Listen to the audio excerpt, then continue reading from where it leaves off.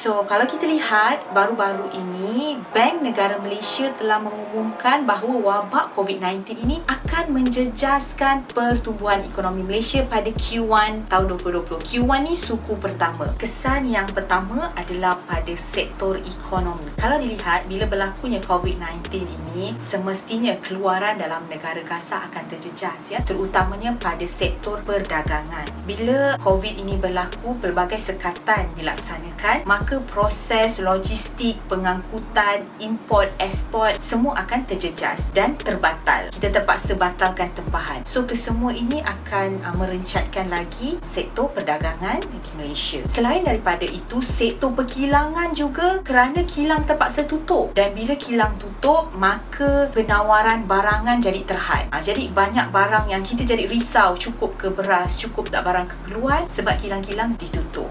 Yang ketiga pula dari segi sektor komoditi, sebab Malaysia ni terkenal dengan pengeluaran kelapa sawit, getah, especially di Asia Tenggara. Tapi bila berlakunya COVID, maka keluarannya akan berkurangan, akan berlaku kejatuhan harga dalam komoditi utama, minyak masak, minyak mentah dan juga getah. Dalam ekonomi yang last sekali adalah berkaitan dengan pelaburan. Bila berlakunya COVID-19 ini, maka pelabur-pelabur luar dia jadi risau untuk melabur di Malaysia. Begitu juga dengan kita pun mengalami kerisauan untuk melabur di negara luar. Dan secara tidak langsung, kesemua ini sedikit sebanyak dia memberi impak kepada kejatuhan nilai mata wang ringgit Malaysia. Bukan hanya di Malaysia, ya, saya cakap ni di seluruh dunia mengalami kejatuhan nilai mata wang disebabkan oleh wabak COVID-19. Impak yang kedua adalah dalam sektor pelancongan. Sebenarnya dalam sektor pelancongan juga adalah di bawah sektor ekonomi, di mana pelancong-pelancong mula bimbang untuk masuk ke Malaysia bila berlakunya COVID-19. So, ianya akan menjejaskan industri pelancongan di Malaysia apabila agensi-agensi pelancongan tak dapat lagi terima pelancong luar ataupun kurang tempahan daripada pelancong Malaysia nak keluar. Gerai-gerai makanan, pusat-pusat peranginan pun terjejas, resort, hotel. Secara tidak langsung, keseluruhan ini dia memberi impak yang besar kepada industri pelancongan. Okey, impak yang ketiga adalah dari segi kebudayaan dan keagamaan. So, rumah ibadat tidak dapat beroperasi sepenuhnya. Contohnya bagi yang beragama Islam, solat Jumaat tidak dapat dilaksanakan di masjid. Selain daripada itu, sekiranya PKP berterusan, ada kemungkinan solat tarawih juga di rumah. Impak yang keempat adalah sangat penting untuk pembangunan modal insan, iaitu impak terhadap sektor pendidikan di Malaysia. Bila berlakunya COVID-19 ini, first kali institusi pengajian tinggi start buat pembelajaran secara maya ataupun e-learning.